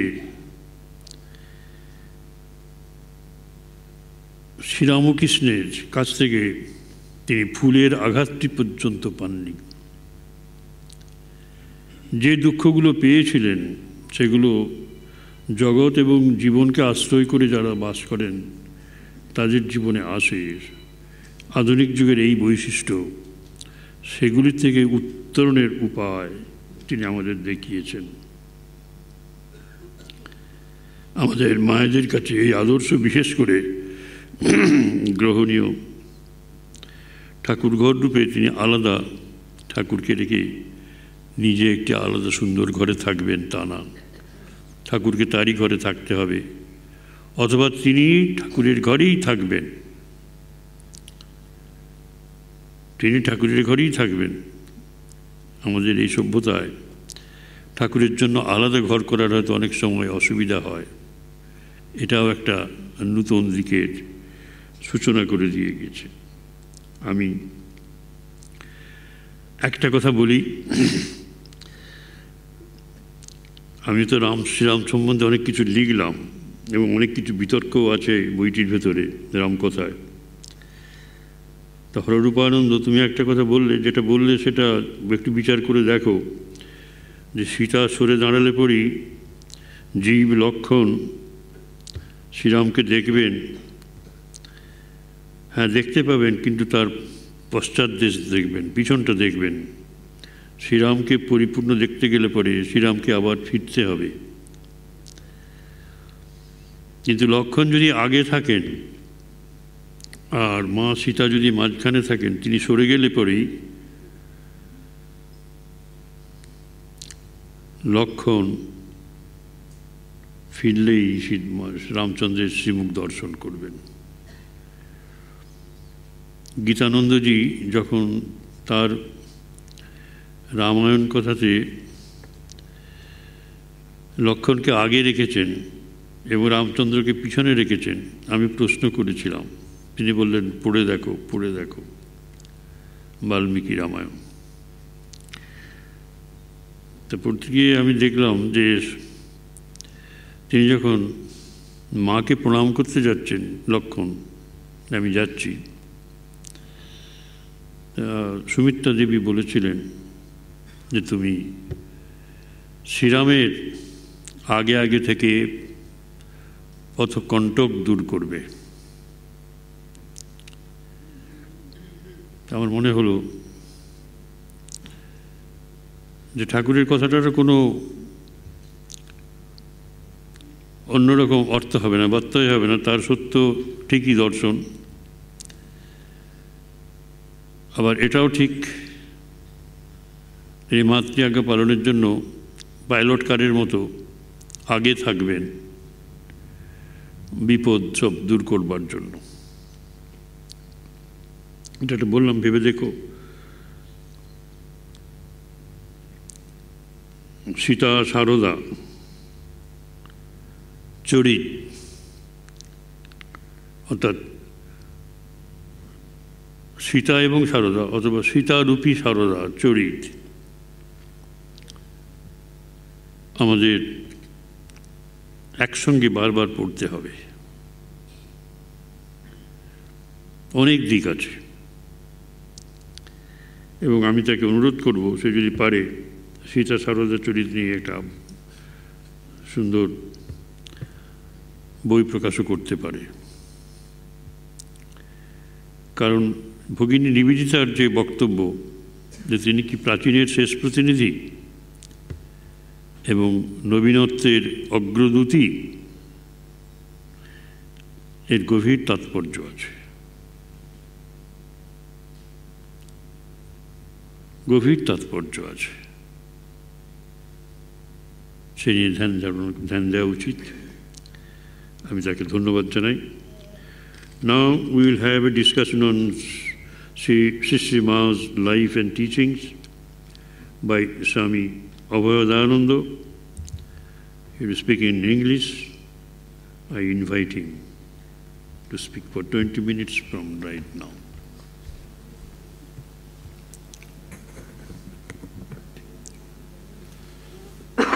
It is 7:10, 7:05, 7 not 5. जननीं शारदां देवीं रामकृष्णं जगद्गुरुं Padapadme tayo shritva pranamami muhurmuhu. I offer my humble pranams to the illustrious presidents of our order, in whose memorial today's lecture has been arranged. I also offer my humble pranams to revered Maharaj seated on the dais, and my namaskar to all the audience here. Today we have all gathered here to reminiscence the life of the Holy Mother. Now, as we have seen in the initial prayer, we said Jananim Saradam Devim. Now here we are trying to invoke the motherhood of God. So once we see, or rather when we think, like how would God look upon us? Now in every scripture of any religion, God has been defined as the creator of the universe, the sustainer, and so on and so forth. So naturally it comes that the mother is the person who creates, who gives life. So the motherhood of God is primary, the first and foremost. Now this very motherhood we see in Sharda Devi, so prominent that one of her disciples, Swami Arupananda, when he came to Jairambati to meet the mother and take initiation, he says that mother was standing looking very tenderly at me, and that look on her face I cannot express, but I shall never forget it till the time I live. And then he thought, is she really my mother? The reason is Arupanandaji's mother passed away when he was quite young. And then he asked the mother, are you really the mother of all? And mother, in her very calm and composed manner, she replied, yes. And then he was not convinced, and once again he asked, are you really the mother of all? And she said, yes. And then the third time he said, even these birds and insects and everything? And then the mother said, yes. And then he asked once again that if they are all your children, then why are they suffering so much? And mother replies, this birth is like that. The animal birth that they have taken, they have to go through the experiences, but yet they are my children and I take care of them. Now this not only we find her just saying this, but also, as Maharaj was telling some time back, at Kualpara we had this cat, very mischievous one. He would go and keep stealing food. And then one of the monastic members gave it a good beating one day. And then mother was quite upset, and she called that Swami and said, see, don't beat. Even I am there in that. So in that way she resolved that finally, that he wouldn't beat the cat. And then she said, see, if you don't feed the cat, where else will it get its food from? And then naturally that is its nature, to get its food. So instead you provide food for him and it will not steal anymore. But there's also another funny incident attached with this, where even mother used to scold the cat. And then one day when it became overly mischievous, she was scolding it, saying, see, I'm going to beat you a lot. The cat was sitting down near her feet. And the more mother was trying to scold, the more the cat was crawling towards her feet. So you see, even the motherhood, the love that she's expressing, even in the scolding, even the cat could understand. Now it's not just that she would accept, just because it is a cat, but even in the case of human beings, this is the same attitude she had, of compassion, of grace. Once in Belur Math, there was a worker and he was caught stealing, and Swamiji immediately removed him from service. The poor man, what could he do? He just crossed the Ganges, went to Kolkata directly. He went to mother's house and he approached Holy Mother, and he is crying profusely that, I have done some mistake, and see, Swami has removed me. And at that time, Premanandji also arrives at the mother's house. And then mother informs Premanandji, go and tell Naren that, to take him back. And then Premanandji, Baburam Maharaj says, how can I tell Naren? He will be very angry. He's already upset about this. But mother says, no, you just go and tell that mother has told, and everything will be fine. So now when Baburam Maharaj is returning with this worker, he's very much afraid. And also there's a fear in him that, Naren will see me coming and then he'll scold me. And exactly that's what happened. As he enters the gate, Swamiji is standing over there and he starts shouting, look what Baburam has done. This person whom I have removed, he has got him back. And then Baburam Maharaj says, Holy Mother he went to Holy Mother's place in Kolkata and Mother has asked, that you take him back. So then Swamiji says, oh, so now you have gone to the High Court, what can I do? So he had no other option but to take him back. Now see, she also looked into the facts. Maybe this person is poor and is in need of his, the service that he's doing over here. But never she refused anybody. Whatever the problem may be, she would actually show her compassion and also, teach people through her compassion. So many a times, there were devotees who had seen Sri Ramakrishna, and many of them have said, many of them have been with Holy Mother as well. And one of the women devotees, they said, Sri Ramakrishna used to love us more, but you don't love us so much. And then, Sri Ramakrishna used to love his devotees so much, but we don't see that in you. And then Mother replies, he would take very few devotees. He would test them a lot. He would,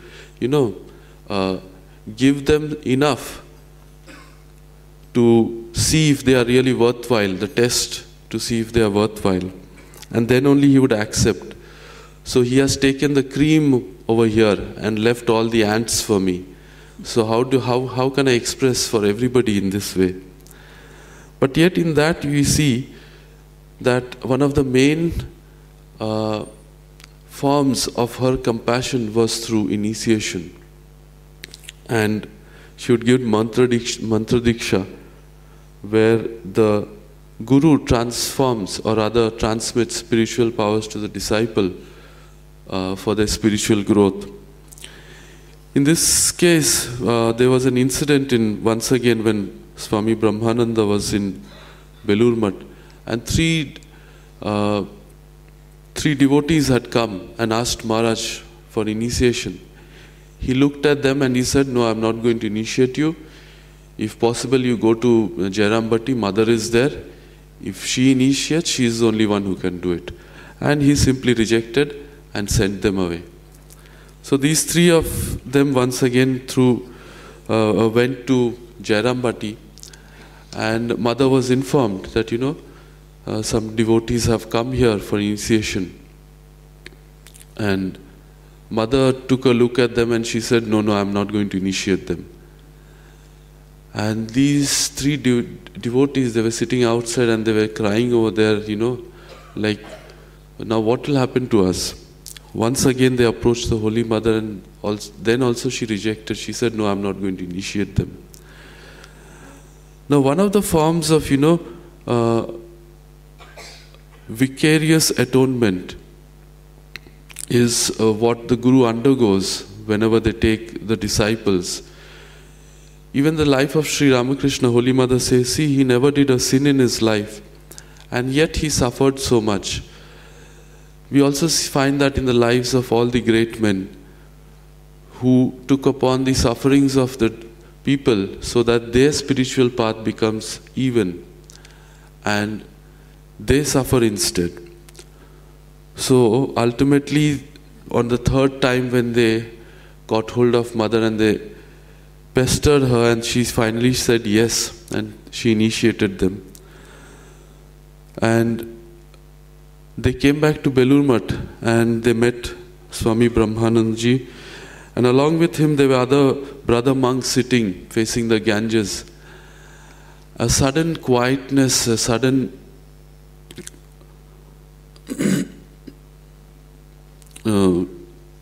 graveness descended upon all the brother disciples over there. And then Baburam Maharaj suddenly said, "Grace, grace. What poison would have reduced us to ashes, the Holy Mother takes it in without a murmur." So not only we find her giving initiation as a form of spiritual upliftment, but also we find that she displays the motherly affection to one and all. We have already heard instances of Amjad being compared with Sharat Maharaj, wherein mother looks at everyone equally. We have also heard about the incident about the railway porter who approached Holy Mother saying that she was the Sita, Janki Mai, and he had been waiting for her for ages. And when he sees her, he falls at her feet. And we find Holy Mother, she is not perturbed at all. She is very calm and composed, and she initiates that person over there. Now, one of the final teachings we find in Holy Mother is she says, how to pray to God. And in that prayer she says, ask for desirelessness. She's not asking for, jnana, vairagya, everything like that. But she's telling desirelessness. Now, why is she asking us to pray for desirelessness? Because desirelessness is one condition. If you have that, everything will be added to you. Once you are free of all the desires of this world, and your mind is then bereft of everything, what else remains? It's only God that remains over there. So automatically, jnana, vairagya and other aishwaryas of all the forms will take its place. A simple, uneducated lady has put the whole gamut of, the Vedanta in that one single word of being Nirbhashana, wherein even Shankara says, Brahma Satya Jagan Mithya, Jiva Brahmaiva Napara. But to understand that the Jiva and Brahman is one, now what is the way out? And Holy Mother, in such a cryptic word, she has encompassed everything. She's put everything into that word in one of the teachings towards the end of her life, that asks for desirelessness. Once you are desireless, God will be with you, because nothing else is there apart from God. And also she emphasized on the japa of the name of God, repetition of the name of God. And she says, you all say that you don't find peace of mind. Why don't you do japa 15,000, 20,000 times a day? Until and unless you can do that, and then come and ask me. If nothing happens, then tell me. I shall see what will happen. You see, she used to do 1,00,000 japa per day. But she did not give us that much of burden. But she says, you do a little. And that little will help us to cross this ocean, this samsara. I'm reminded of one of the stotras written by a later Shankaracharya, Devyaparada Shamapana Stotram. In the very first verse he says, Namantram no yantram tadapi chana jane stuti maho nachahvanam dhyanam tadapi chana jane stuti katha na jane mudraste tadapi chana jane vilapanam param jane mata tvadanusharanam kleshaharanam. The Shankaracharya who had written this was almost 85 years when he wrote this.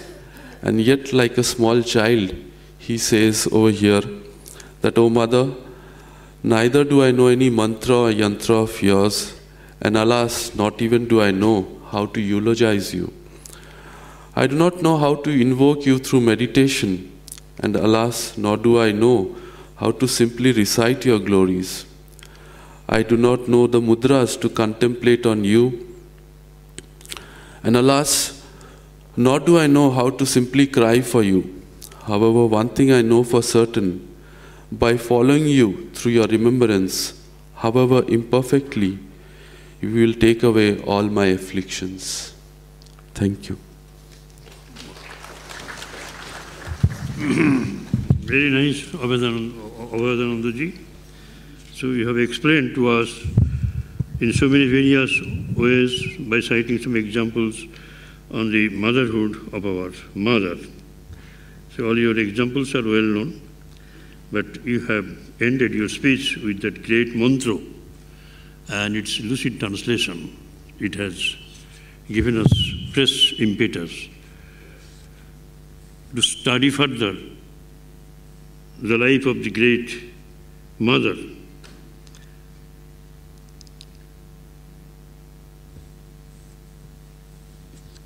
I thank you, all the speakers. Now, I will say a few words.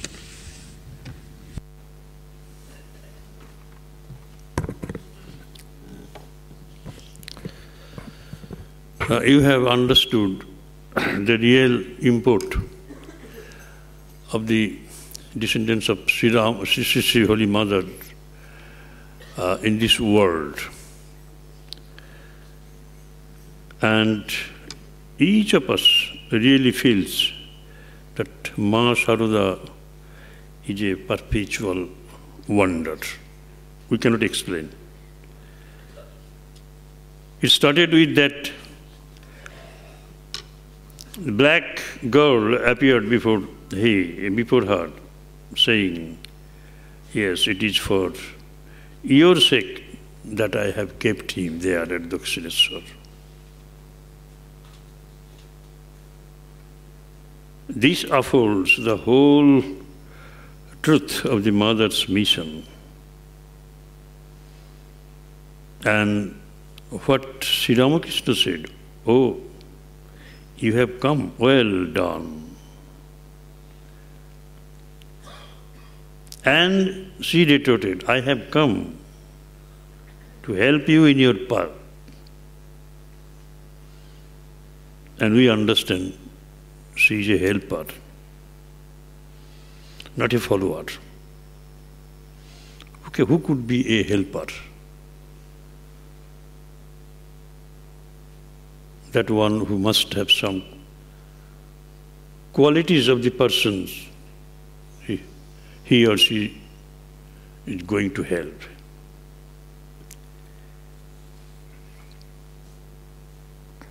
So she came to help Sri Ramakrishna in his spiritual mission, in his chosen path. And if we try to take out the Saroda phenomenon from the life of Sri Ramakrishna, what remains?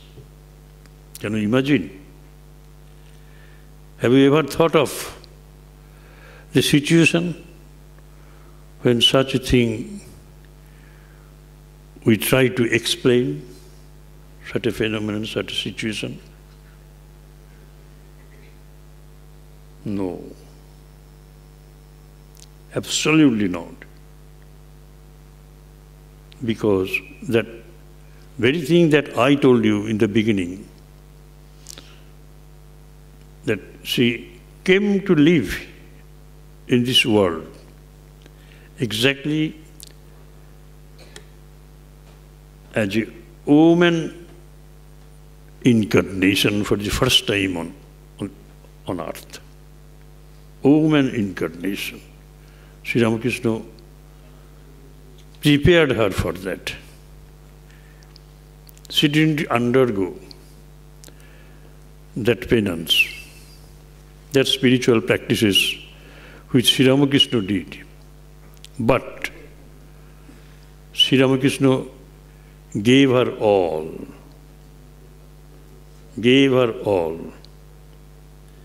and became a pauper, became a beggar, fakir. So without going for any spiritual practices, Holy Mother received everything that Sri Ramakrishna had during that Sodasi Puja. That information, that incident is singularly important. And with that power, she did the miracle. Anyway, the other day I was going through the first or second page of Swami Chitananandaji's book, recently published, that Shakti gave it to me the other day. I noted some interesting points that I am going to share with you.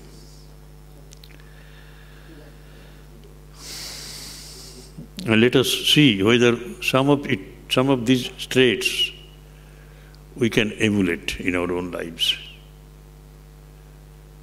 and feel blessed. মা কিন্তু বেশ লম্বা ছিলেন, প্রায় 5 fit 6 ইঞ্চির মতো, অন্তত আমার চেয়ে বেশি একটু লম্বা। তার দেখুন, সেই যুগে আমরা মেয়েদের সাধারণত বলি খুব বেটে, ডোয়ার্ফ সাইজ অনেক সময় হয়। মা কিন্তু জীবনে জুতো পরেননি, সেই যুগের মেয়েরা জুতো পরতেন না, কিন্তু কলকাতায় থাকার সময়ও তো কোনো রকম হেলথ রুল মানতেন না। তাকে শৌচাদি করতে গেলে পরে মাটির উপর দিয়ে যেতে হতো, সেই সব মাটি খুব শুদ্ধ ছিল না। ঠাকুর জুতো পায়ে দিয়ে যেতেন, মা জুতো কোনোদিন পরেননি।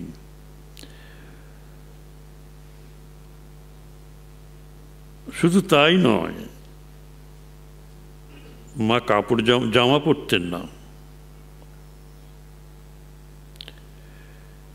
শীতকালে একটা গরম চাদর জড়িয়ে নিতেন। মা কোনোদিন ছাতা মাথায় দিতেন না, অঝোর ঝড়ে বৃষ্টি এলেও ছাতা মাথায় দিতেন না। কেন? সীতামা দেননি বলে? সীতামায়ের সময় ছিল না হয়তো, 14 বছর বনে থাকার সময় এগুলো সব ছিল। সীতা পায়ে খড়ম ছিল না মনে হয়, শক্তি খড়ম ছিল না। শ্রীরামচন্দ্রের খড়ম ছিল, জানেন তো, সেই খড়ম ভরত নিয়ে চলে এসেছিল, কিন্তু আরেকজোড়া পাদুকা পরিবর্তে দিয়েছিলেন।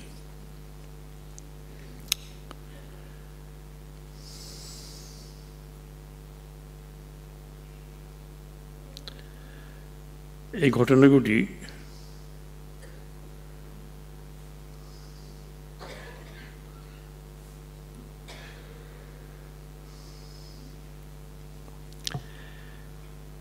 এই সংবাদগুলি আমাদের অনেকেরই জানা নেই, যে কীরকম পার্সোনাল কমফর্টসগুলো কীভাবে তিনি অবহেলায়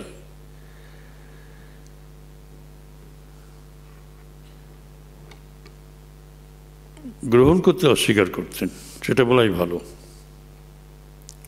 আমি অতিক্রম করতেন এই কথাটা বলছি না, অপ্রয়োজনীয় মনে করতেন তার ক্ষেত্রে। অবশ্য আমি এই কথা বলছি এই জন্য নয় যে আপনারাও শীতকালে জামা পরবেন না, বৃষ্টি এলে ছাতা মাথায় দেবেন না, বা পায়ে জুতো পরবেন না, কিন্তু এগুলো সর্বংসহা জননী তো, পৃথিবীর মতোই, ধরিত্রীর মতোই তিনি। ধরিত্রীর যত কোনো কমফর্টস তিনি বোধহয় গ্রহণ করতে চাইতেন না। মানুষের সৃষ্টি সমস্ত জিনিসগুলি আরামপ্রদ আমাদের কাছে সেগুলি গ্রহণ করতেন না। যাই হোক, আমি সেই জন্যই বলছিলাম যে তিনি সত্যি সত্যি আমাদের কাছে একটা চিরকালীন বিস্ময়, পারপেচুয়াল ওয়ান্ডার। আপনাদের সকলকে আজ এই সন্ধ্যায় এখানে আসার জন্য ধন্যবাদ জানাই। জয় মা। হরি ওম তৎসৎ। প্রসাদ আছে, আজকে মায়ের জন্ম তিথি পালন